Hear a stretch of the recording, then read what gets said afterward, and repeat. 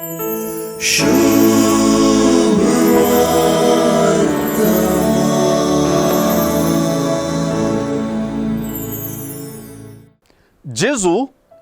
बापा लागी आपल्या शिसां खातीर मात्र न्हय, ह्या शिसांची शिकवण ऐकून जेजूचेर विश्वास दवरूंक वेच्या सर्वांक आपल्या मागण्याचो वांटो करता.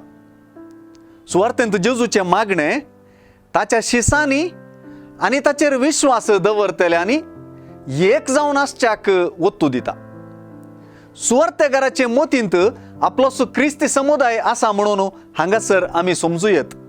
देखूनच सुवार्थेच्या उतरांनी एका समुदायान बापाक, जेजूक आनी शिसांक सांगाता एकवटावच्या बांदांत आसचें कितलें गरजेचें म्हणून सांगून दिता.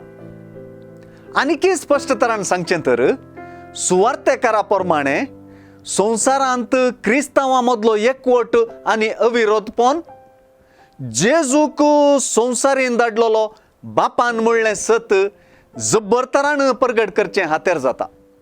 तेच परी बापा आनी पुतान एकवटीत आसचें बरी, तांचे संगी जेजूच्या पाटलाव्यांनी एकवटीत आसच्या मुखांत्र जेजूक बापान धाडलेलो म्हूण मात्र न्हय, बगार आपल्या पुतासो केल्ले परी बाप जेजूच्या पाटलाव्यांचोय मोग करता म्हूण दाखोवचें हातेर.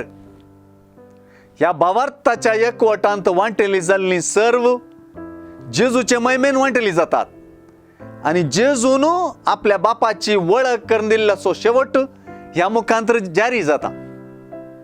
जेजूक बापान धाडलेलो म्हूण सतमानच्यांत बापा आनी पुता मदलो संबंध आनी बापा आनी पुता संगी आमचोय एकवटाचो संबंध उगडापो जाता.